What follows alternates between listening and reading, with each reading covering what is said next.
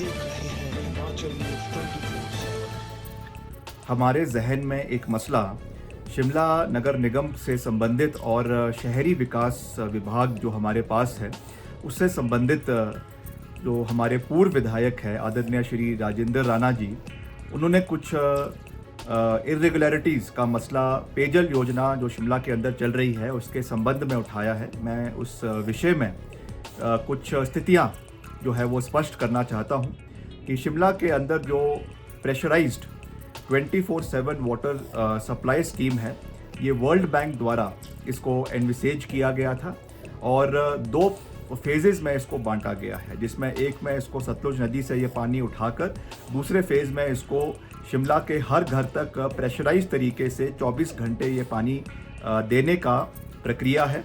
इसमें उन्होंने कुछ अनियमितताओं की बात करी है। इसमें मैं स्थिति स्पष्ट करना चाहता हूं कि ये प्रोजेक्ट जो है L1 फर्म को the award of work to L1 firm has not been hasty as has been alleged. The finalization of the contract was deliberated and a conscious decision and undertaking after due process of transparent online bidding was followed by justifications and negotiations। जो हमारा इसमें एक board of directors है जिसमें IIT Roorkee के सदस्य है, independent directors है और एक्सपर्ट्स है।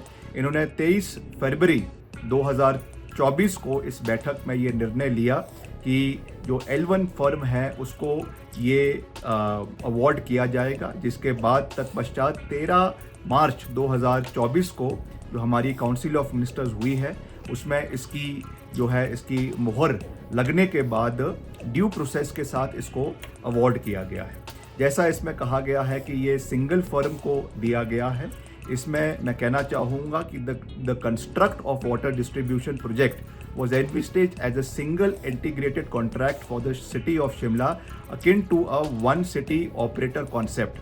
This was to ensure single point responsibility, accountability for all service delivery parameters and greater customer centricity, ताकि एक रिस्पॉन्सिबिलिटी फिक्स हो और एक ही फर्म इसको पूरे शहर के अंदर करे ताकि उसमें डिलीवरी पैरामीटर्स मीट करे। उस सोच के साथ इसको इम्प्लीमेंट शहर के अंदर किया गया है।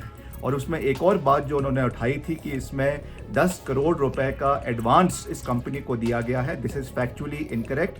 अभी तक 1 रुपया भी उनको जो है कंपनी को एडवांस में नहीं दिया गया है। हालांकि मैं इसमें ये ऐड करना चाहूँगा कि it is clarified that as per the terms and conditions of the contract, the PBC operator can claim 5% of capex amount, that is 29.35 crore at the beginning of startup period after submission of advance bank guarantee for an amount equal to 110% of amount, that is INR 32.28 crore. The amount paid to the operator is subject to the repayment along with prevailing RBI interest rates. The advance shall be recovered at 5% for each running account bill submitted by the operator, ताकि इसमें 5% की जो running cost है उसके हिसाब से जो है ये पैसा उनको स्टेज वाइज दिया जाएगा और उसमें बैक गारंटी जो है वो उनसे ली जाएगी। तो मैं ये कहना चाहता हूँ कि all due process of laws have been followed and the board of directors which is headed by the chief secretary